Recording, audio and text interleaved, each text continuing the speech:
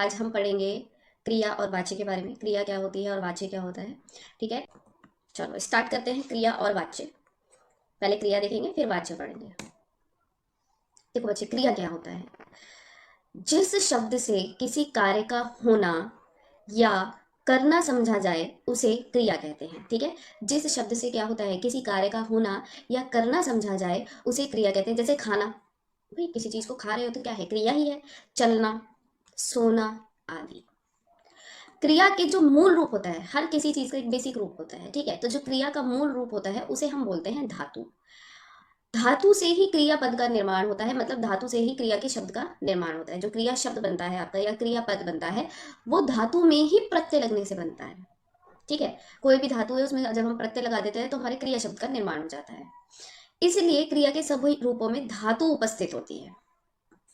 अब धातु कितने तरीके की होती है, तो धातु के दो भेद। हिंदी का पेपर जो क्वेश्चन बनते हैं वो कहाँ कहाँ से बनेंगे, वो मैं आपको बता देती हूँ। एक तो आपसे पूछेगा कि क्रिया के मूल रूप को क्या कहते हैं, तो आपको ध्यान रखना है कि क्रिया के मूल रूप को हम बोलते हैं धातु।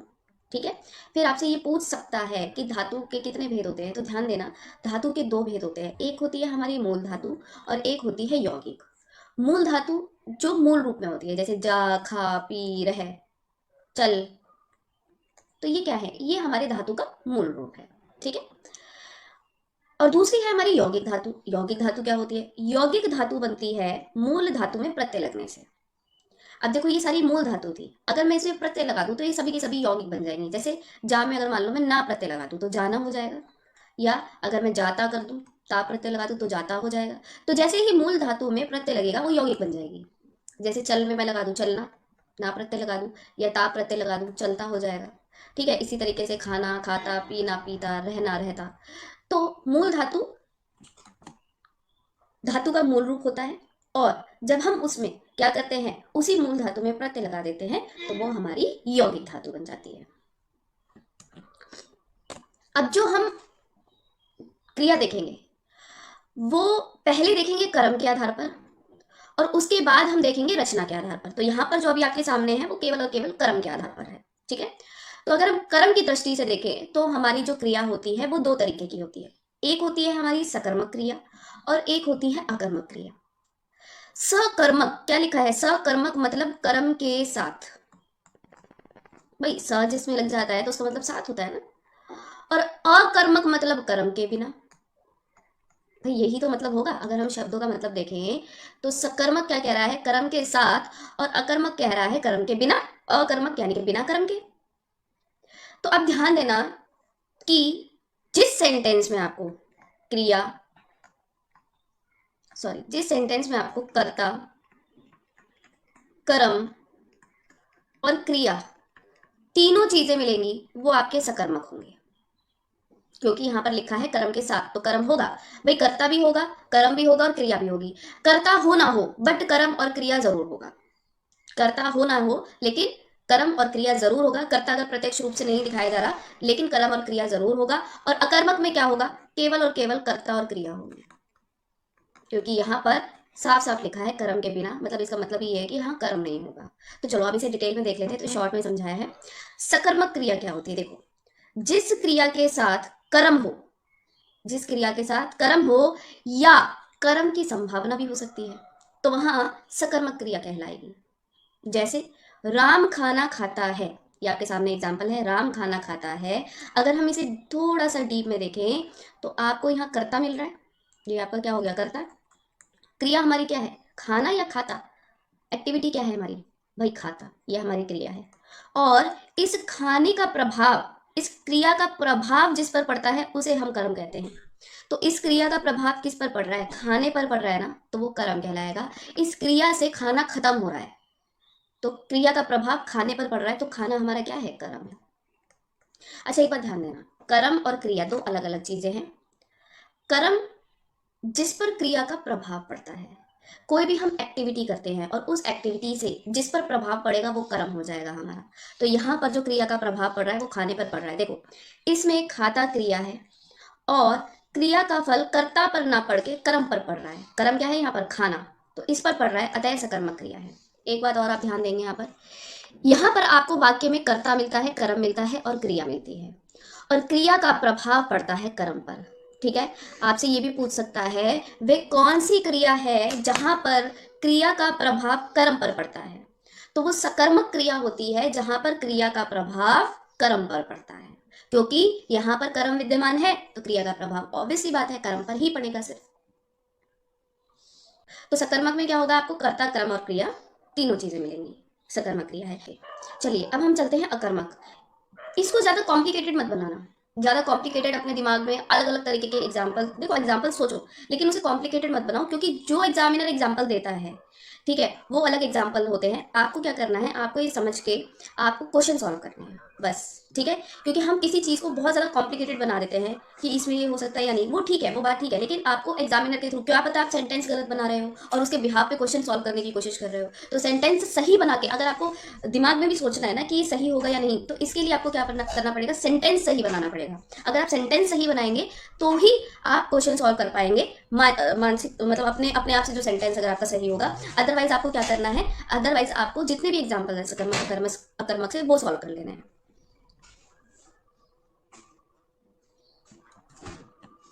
चलिए अब आगे चलते हैं।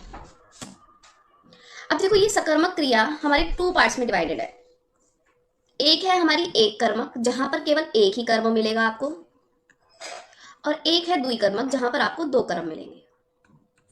तो सबसे पहले हम बात करेंगे जिस क्रिया का केवल एक कर्म हो उसे एक कर्मक क्रिया कहते हैं। जैसे अगर मैं बोलूं कि राम फल खाता है या नीतू खाना बना रही है, ठीक है।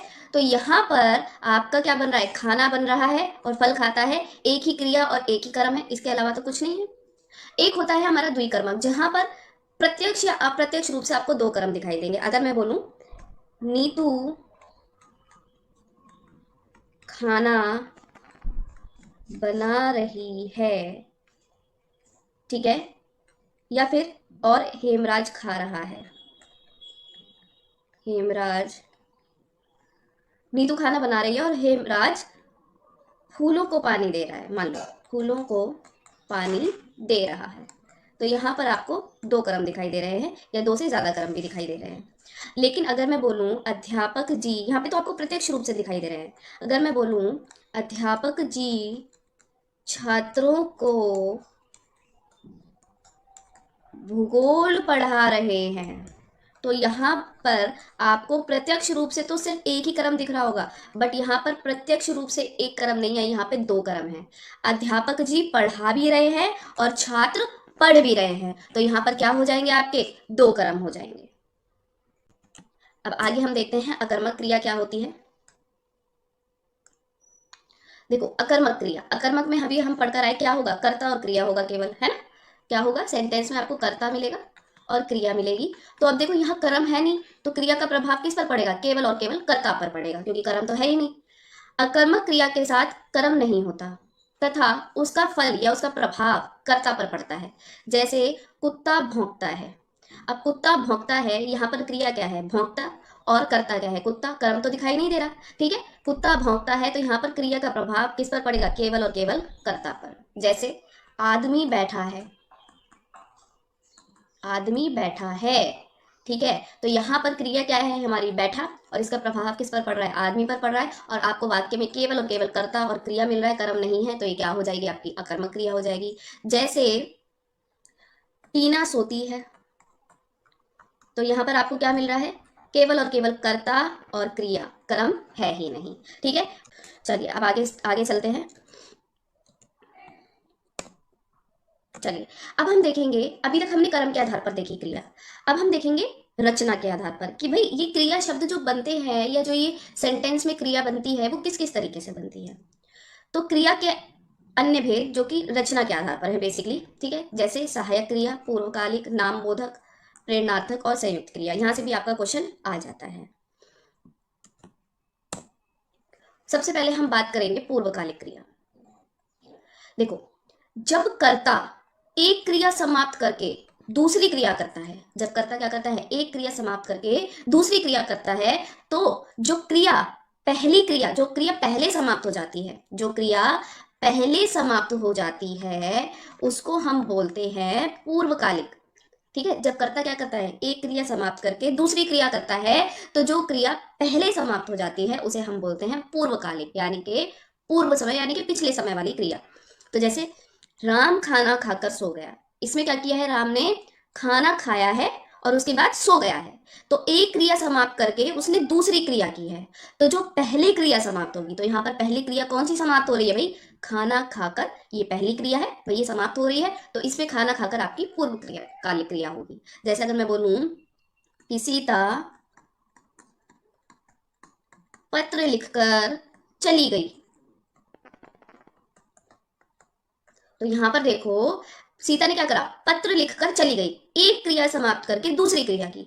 तो यहां पर जो पहली क्रिया समाप्त हुई है पत्र लिखकर, ये हमारी क्या हो जाएगी, ये हमारी हो जाएगी पूर्वकालिक क्रिया। अब आगे हम बात करते हैं संयुक्त क्रिया। संयुक्त क्रिया क्या होती है, देखो जब कोई क्रिया दो क्रियाओं के संयोग से निर्मित होती है उसे संयुक्त क्रिया कहते हैं। जैसे मुझे पढ़ने दो, मुझे पढ़ने दो, तो यहां पर पढ़ना और देना दोनों एक साथ आया है, तो ये क्या हो जाएगी आपकी संयुक्त क्रिया, पढ़ना और देना दोनों क्रिया है। जैसे तुम चले जाओ, तुम चले जाओ, तो यहां पर चले भी क्रिया है, चलना भी क्रिया है, और जाना भी क्रिया है। ठीक है, तो जब कोई क्रिया दो क्रियाओं के संयोग से निर्मित होती है, जैसे पढ़ने दो, खाने दो, जाने दो, चले जाओ, हम यूज करते हैं ना, तो ये दोनों क्या है, क्रिया शब्द है, और जो एक साथ कंप्लीट होते हैं। अगर मैं खाली बोलूं तुम चले, तो वो अधूरा हो जाएगा, लेकिन अगर मैंने बोला कि तुम चले जाओ, या मैं सिर्फ ये बोलूं चले जाओ, तो क्या हो जाएगा, दोनों क्रिया के एक साथ आने से ही पूर्ण हुआ है, बनी है ये क्रियापद। दोनों क्रियाओं के एक साथ आने से ही ये शब्द या ये वाक्य या ये क्रियापद बना है, अदरवाइज अधूरा रह जाता। मुझे पढ़ने अधूरा रह जाता, क्या बोलते, मुझे पढ़ने दो, तो पढ़ने और देना दोनों क्रियाएं हैं, एक साथ आई हैं, संयुक्त क्रिया हो गई, एक साथ आई है, तब सेंटेंस कंप्लीट हुआ है, तो ये हमारी क्या हो जाएगी, संयुक्त क्रिया हो जाएगी। यहां पर क्या है, चले जाओ, इन दोनों क्रियाओं के एक साथ प्रयोग करने से ही आपकी क्रिया संपन्न हो रही है, और ये एक साथ आ रही है, संयुक्त क्रिया कहलाएंगी, क्योंकि एक साथ है और एक साथ यूज करने पर ही आपका सेंटेंस कंप्लीट होगा यहां पर। चलो अब आगे देखते हैं। नेक्स्ट है हमारी नाम बोधक। देखो बच्चे, नाम बोधक क्या होता है, शॉर्ट में समझ लो, ये थोड़ा अधूरा लिखा है यहाँ पे, मैं आपको बता देती हूँ। जब हम संज्ञा, देखो जो क्रियापद या जो क्रिया शब्द संज्ञा, सर्वनाम और विशेषण में, जो हमारे संज्ञा शब्द होते हैं या सर्वनाम शब्द होते हैं या विशेषण शब्द होते हैं, उनमें, विशेषण में या उनमें प्रत्यय लगने से बनते हैं, वो हमारे नाम बोधक कहलाते हैं। देखो क्या लिखा है डेफिनेशन, जो क्रिया शब्द या क्रियापद संज्ञा, सर्वनाम और विशेषण में प्रत्यय लगने से बनते हैं वो हमारे नाम बोधक कहलाते हैं। जैसे लाल क्या है, यहां पर ये छोड़ो, लाल क्या है हमारी, भाई लाल हमारी संज्ञा है, पढ़ना हमारा प्रत्यय है, तो लाल पढ़ना क्रिया हो गई ना, हम कहते हैं लाल पढ़ रहे हैं तो क्रिया हो रही है। या जैसे रंग हमारा संज्ञा शब्द है, ठीक है, इसमें जब हम ना प्रत्यय लगाएंगे तो हमारा क्रियापद बन जाएगा ना संज्ञा से, रंगना, रंगना क्रिया होती है, तो रंग हमारा क्रिया शब्द था, इसमें हमने क्या करा, रंग हमारा संज्ञा शब्द था, रंग हमारा संज्ञा शब्द था, इसमें हमने ना प्रत्यय लगाया तो हमारा क्या बन गया, क्रिया शब्द बन गया, रंगना, रंगना क्रिया होती है। या जैसे अपना हमारा क्या था, अपना हमारा सर्वनाम शब्द है, हमने इसमें प्रत्यय लगाया ना, तो क्या हो गया, अपनाना, भाई अपनाना हो गया ना, सर्वनाम में हमने प्रत्यय लगा दिया ना, अपनाना, किसी को अपनाना या किसी को स्वीकार करना, ये भी तो क्रिया है, तो ये क्या है, देखो सर्वनाम से बना, विशेषण से, जैसे मान लो गरम, हमारा क्या है, विशेषण शब्द है, और मैं अगर इसमें आना प्रत्यय लगा दूं तो क्या बन जाएगा, गरमाना, और गरमाना क्या हो जाएगा, हमारी क्रिया हो जाएगी, क्रियापद हो जाएगा। तो बच्चे जो शब्द हमारे संज्ञा, सर्वनाम और विशेषण में प्रत्यय लगने से बनते हैं वो हमारे क्या हो जाएंगे, नाम बोधक हो जाएंगे।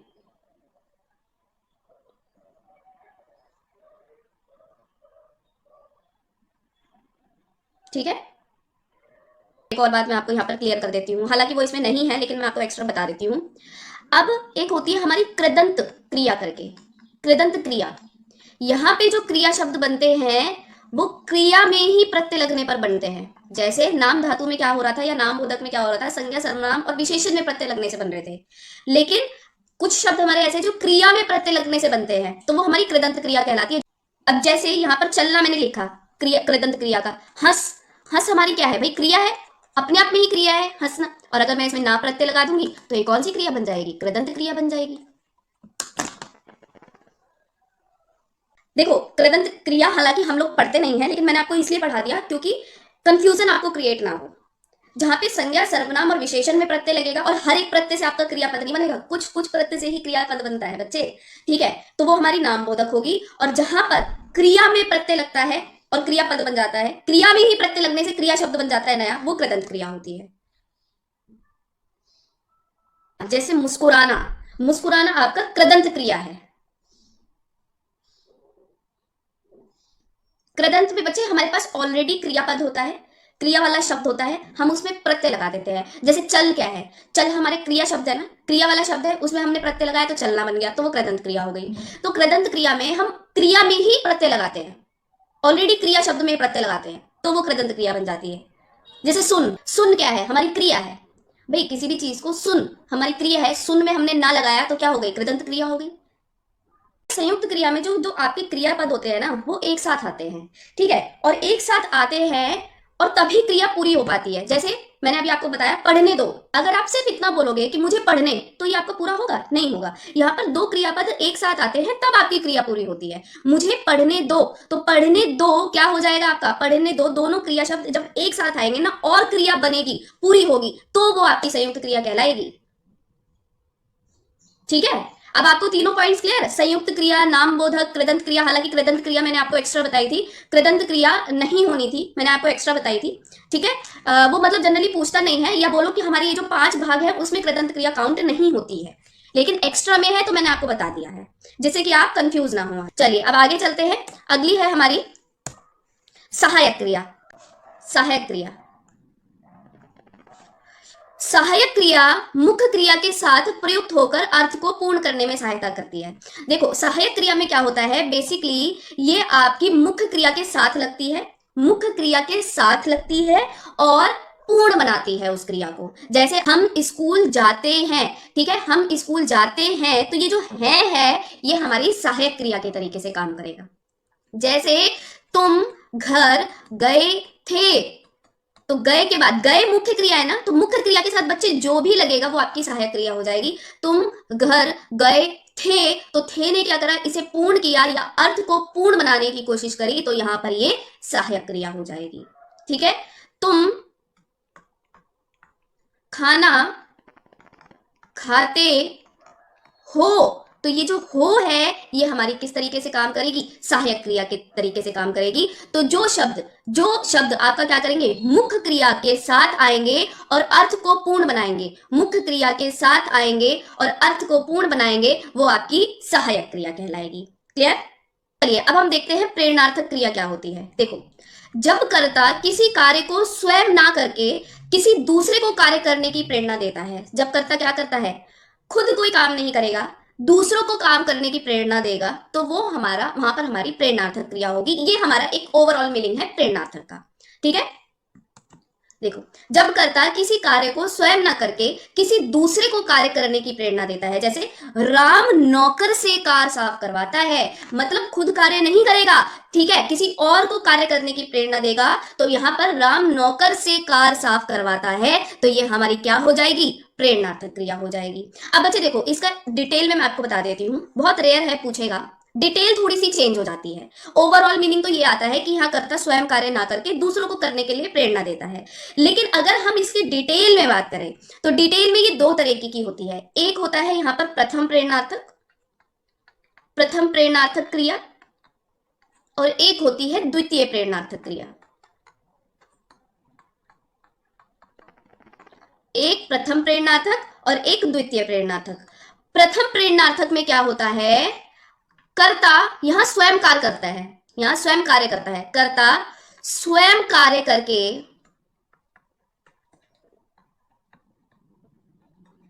दूसरों को प्रेरणा देता है, दूसरों को प्रेरणा देता है। जैसे अगर मैं बोलूं मां बच्चों को खाना देती है। अब देखो, आप लोग इसमें ये कंफ्यूज हो सकते हो कि मैम यहाँ पर तो देती है, ये सहायक क्रिया भी हो सकता है। बेटे जब प्रेरणार्थक क्रिया से क्वेश्चन आएगा ना तो आपको खुद ही पता चल जाएगा, वहां पे सहायक क्रिया वाला ऑप्शन आपको नहीं मिलेगा, क्योंकि एग्जामिनर कभी भी कंफ्यूजिंग आंसर नहीं निकालना चाहता, क्योंकि उसको एक नंबर सभी को देना पड़ेगा। तो माँ बच्चों को खाना देती है, तो बच्चों को खाना जब दे रही है तो प्रेरणा दे रही है साथ में कि आप भी दो, तो ये प्रथम प्रेरणार्थक होगा। जब प्रेरणार्थक क्रिया से क्वेश्चन आएगा ना तो या तो ओवरऑल क्वेश्चन आएगा कि बताओ सहायक क्रिया है, प्रेरणार्थक है या कैसी क्रिया है, तो आपको पता चल जाएगा। ये आपको ऑप्शन तभी टिक करना है प्रेरणार्थक में जब आपको प्रथम प्रेरणार्थक पूछा जाएगा। अगर आपको नॉर्मल पूछा जा रहा है तो आप इस पे टिक नहीं करेंगे, क्योंकि फिर ये हमारा चला जाएगा सहायक में। अगर डिटेल में पूछा जा रहा है तब आप प्रथम प्रेरणार्थक बताएंगे। यहाँ पर कर्ता स्वयं कार्य करके दूसरों को प्रेरणा देता है, और जबकि द्वितीय प्रेरणार्थक में क्या होगा, कर्ता स्वयं कार्य नहीं करता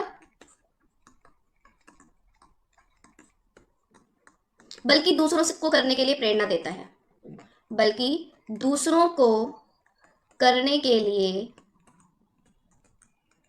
प्रेरणा देता है।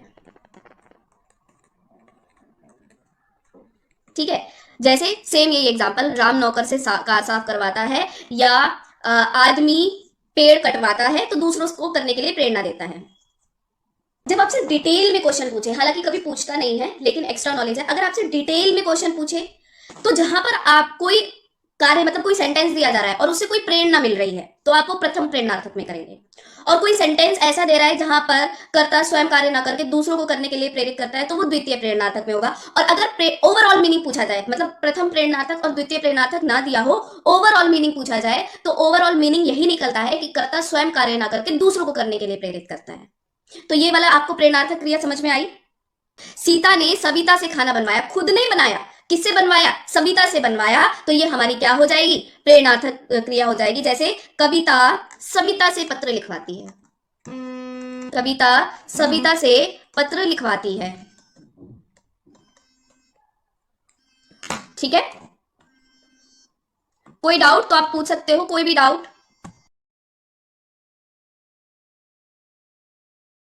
चलो अब हम बात करते हैं वाच्य। अब देखो, वाच्य और वाक्य, हम लोग क्या समझते हैं कि वाक्य ही हमारा वाच्य होता है। नहीं, वाच्य और वाक्य दो अलग अलग चीजें होती हैं। वाक्य हमारा कोई भी एक सेंटेंस होता है, और वाच्य हमें क्या बताता है, वाच्य ये बताता है कि जो सेंटेंस हमारे सामने लिखा है इसमें किसकी प्रधानता है, किसकी प्रधानता है, किसकी इंपॉर्टेंस है। वाच्य का काम सिर्फ इतना सा होता है। देखो, वाच्य का अर्थ है बोलने का विषय। वाच्य उसे कहते हैं जिसमें इस बात का ज्ञान होता है कि वाक्य के अंतर्गत कर्ता की प्रधानता है, कर्म की है या भाव की है, इन तीनों में से किसकी प्रधानता है, ये बताता है वाच्य, बस और कुछ नहीं कहता है। कि जो हमारे पास सेंटेंस लिखा है उसमें कर्ता की प्रधानता है, कर्म की है या भाव की है। तो ये क्वेश्चन दो तरीके से आता है। एक तो आपसे पूछता है कि वाच्य के कितने भेद होते हैं, तो वाच्य के तीन भेद होते हैं, कृत, कर्म और भाव। ठीक है, और आपसे एक इस तरीके से क्वेश्चन पूछ सकता है कि बताइए इनमें से कौन सा वाच्य का भेद नहीं है, तो तीनों आपको दे रखे होंगे, चौथा अलग से दे रखा होगा। बस एक ही दो तरीके से क्वेश्चन बनता है। अब वाच्य में तीन शब्दों की प्रधानता होती है, या तो कर्ता की या कर्म की या भाव की। जैसे श्याम टेनिस खेलता है, खेलता क्रिया कर्ता के अनुसार है। अभी अभी आपको समझ नहीं आएगा, अब हम डिटेल में पढ़ेंगे तब आपको समझाती हूँ। देखो, वाच्य के भेद अभी बताया मैंने आपको, कर्तवाच्य, कर्म वाच्य और भाव वाच्य। देखो, कर्तवाच्य क्या होता है, जहां पर जिस वाक्य में कर्ता की प्रधानता होती है। अब कर्ता की प्रधानता कैसे पता चलेगी हमें, जहां क्रिया का संबंध कर्ता से हो तथा क्रिया का लिंग तथा वचन कर्ता के अनुसार हो, उसे कर्तवाच्य कहते हैं। देखो, जहां पर क्रिया के रूप में परिवर्तन, क्रिया के रूप में परिवर्तन या चेंजेस, क्रिया का रूप होता है, क्रिया के रूप में परिवर्तन कर्ता के अनुसार हो, कर्ता के अनुसार हो, वहां पर हमारा कर्तवाच्य होता है।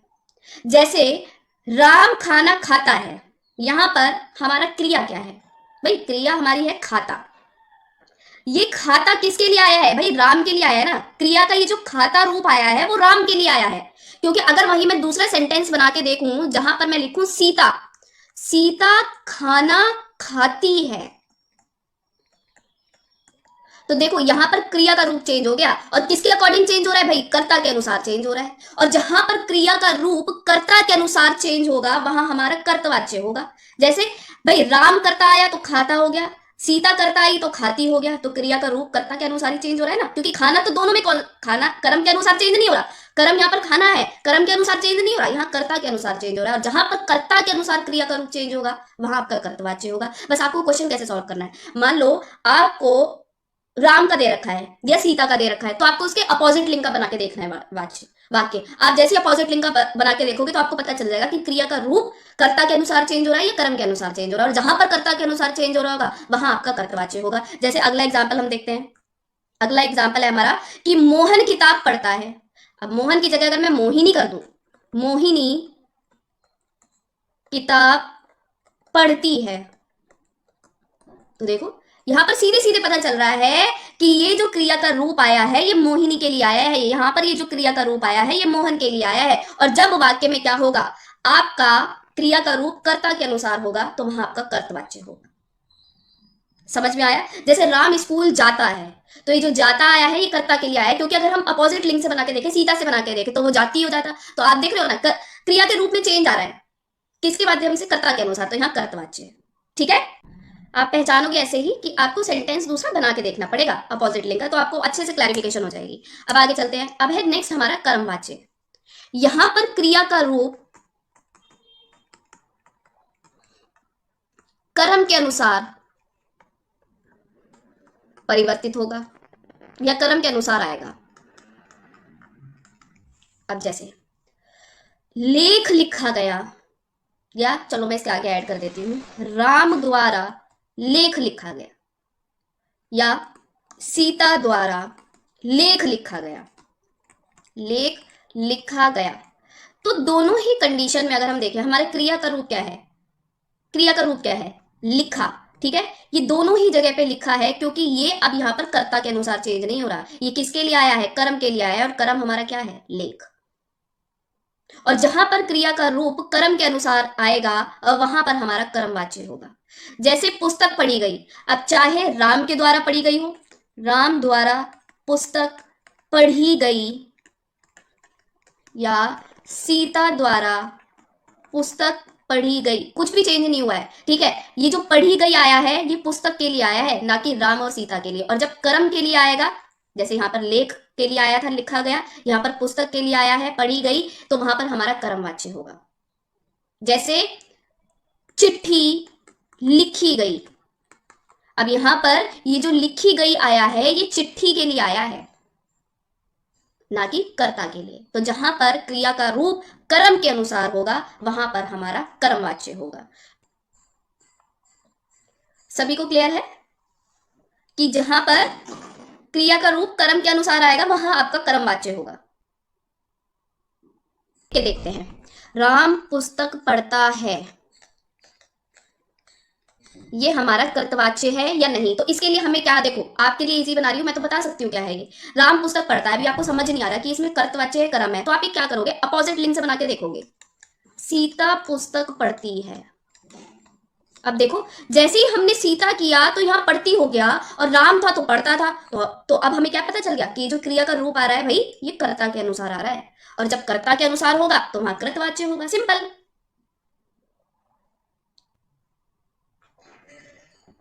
अब देखो भाववाच्य क्या होगा, इसे सबको मैं रब कर रही हूं, ठीक है। भाववाच्य देख लेते हैं।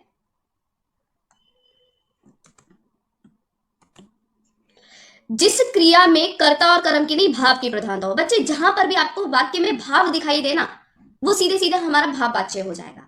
जहां पर भी आपको वाक्य में भाव दिखाई दे वो सीधे सीधे हमारा भाववाच्य हो जाएगा।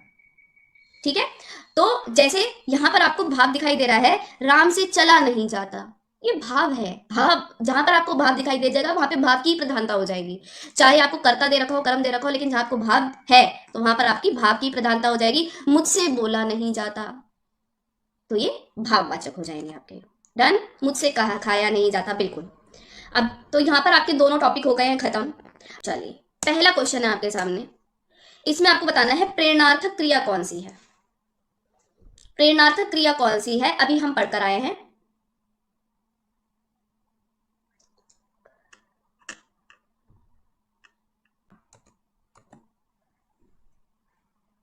किसान खेत के सूखे पेड़ कटवा चुका है। ये हमारी क्या है, प्रेरणार्थक क्रिया। उसने खुद नहीं काटे, कटवाए हैं, तो ये हमारी क्या हो जाएगा, प्रेरणार्थक क्रिया। अगला क्वेश्चन देखते हैं, क्वेश्चन नंबर सेकंड है आपके सामने। आपको बताना है कि इनमें से अकर्मक क्रिया कौन सी है। अकर्मक क्रिया बताना है, क्वेश्चन नंबर सेकंड है आपके सामने। अकर्मक क्रिया कौन सी है।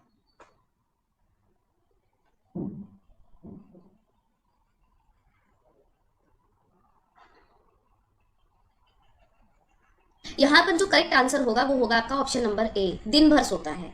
क्यों, चलो पहले देखते हैं, नीचे से स्टार्ट करते हैं। सुरेश खाना खिलवाता है, तो यहाँ पर कर्म भी है और क्रिया भी है, और जहां पर कर्म और क्रिया दोनों है वो हमारी क्या होगी, सकर्मक होगी। ठीक है, यहाँ पर भी आपका कर्म और क्रिया दोनों है। भाई खेलता है, क्या खेलता है, क्रिकेट खेलता है, खेलने का प्रभाव किस पर पड़ेगा, क्रिकेट पर पड़ेगा। ठीक है, यहाँ पर भी आपकी क्रिया और कर्म दोनों है। पिलाई, क्या पिलाई, चाय पिलाई। ठीक है, तो पिलाने का प्रभाव चाय पर पड़ा, चाय खत्म हुई, है ना, तो ये भी आपके सकर्मक है। जबकि दिनेश दिन भर सोता है, तो यहाँ पर केवल क्रिया है, ये कर्म नहीं है, दिन भर कर्म नहीं है। दिन भर आपको तरीका बता रहा है कि वो दिन भर सोता है, तो ये कर्म नहीं है। तो यहाँ पर आपको क्या मिल रहा है, केवल कर्ता और क्रिया, तो ये हमारी क्या हो जाएगी, अकर्मक क्रिया हो जाएगी। तो ऑप्शन नंबर ए यहाँ पर बिल्कुल ठीक होगा। आगे चलते अगले क्वेश्चन पे, क्वेश्चन नंबर थर्ड। राम खाता है, इस वाक्य में कौन सी क्रिया है। राम खाता है, इसमें हमें कर्ता मिल रहा है और क्रिया मिल रही है, तो ये होगी हमारी अकर्मक क्रिया, कर्म नहीं मिल रहा। लेकिन अब ध्यान से सुनो, यहां पर अगर अकर्मक नहीं होता और सकर्मक होता, या यहाँ पर सहायक, यहाँ पर कोई और क्रिया होती, प्रेरणार्थक होती, मान लो यहाँ पर ऑप्शन या प्रेरणार्थक आपको दे रखा है, चलो यहाँ पर हम मान लेते हैं कि यहाँ पर आपकी कुछ भी नहीं होता, तीन ऑप्शन होते और इस अकर्मक की जगह पे आपको सकर्मक दिया होता, तो उस कंडीशन में फिर आप सकर्मक पे टिक करते। अब बच्चे सोच रहे होंगे कि मैडम ऐसा कैसे, यहाँ पर तो केवल हमारे पास कर्ता है और क्रिया है, तो हम सकर्मक पे क्यों टिक कर दे। बेटा उस कंडीशन में आपको टिक करना है। फिर हम यहाँ पर खोजेंगे क्रिया की संभावना। हमने क्या पढ़ा था, या तो क्रिया हो, या तो कर्म होगा या कर्म की संभावना होगी, तो कर्म की संभावना ढूंढेंगे फिर हम, कि खाता है तो कुछ तो खा रहा होगा। तो जब हमारे पास ऑप्शन रेलिवेंट नहीं होंगे, हमें नहीं समझ में आ रहा होगा, अगर अकर्मक नहीं होगा, सकर्मक दे रखा होगा, तो उस वक्त आप कंफ्यूज ना होंगे, सकर्मक पे टिक करेंगे, क्योंकि फिर हम कर्म की संभावना ढूंढेंगे कि अगर खाता है तो कुछ तो खा रहा होगा। समझ में आया है क्वेश्चन कैसे सॉल्व करना है। अगर अकर्मक है तो बिल्कुल सीधे सीधा आप अकर्मक पे लगा दोगे, क्योंकि आपको प्रत्यक्ष रूप से कर्ता और क्रिया दिखाई दे रहा है, और अकर्मक आपको बिल्कुल सही ऑप्शन है। लेकिन अगर आपको ऑप्शन में अकर्मक नहीं दे रखा, सकर्मक दे रखा है, तो अब उस कंडीशन में आप सकर्मक पे टिक कर दोगे कर्म की संभावना के आधार पर, कि भाई खा रहा है तो कुछ तो खा रहा होगा, कर्म की संभावना के आधार पर प्रेफरेंस देंगे अकर्मक को, अकर्मक नहीं है तो सकर्मक पे चले जाएंगे। क्लियर है, चलिए आगे चलते हैं। अगला क्वेश्चन, क्वेश्चन नंबर फोर्थ है, आसान क्वेश्चन है, फटाफट से बता दो, क्रिया का मूल रूप क्या कहलाता है।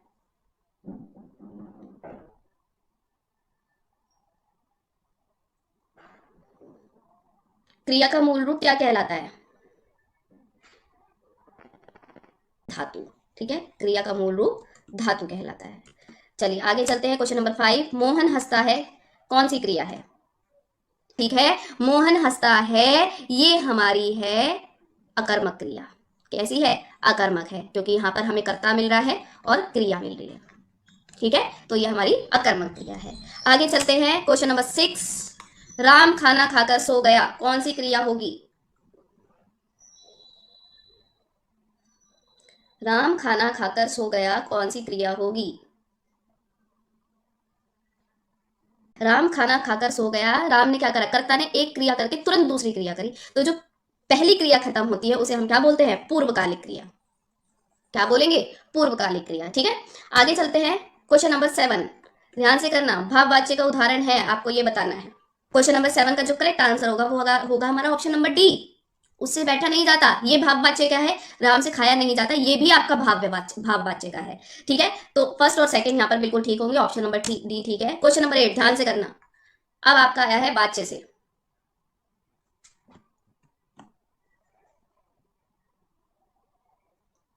ऐसे क्वेश्चन कैसे सॉल्व करने मैंने आपको बताए थे।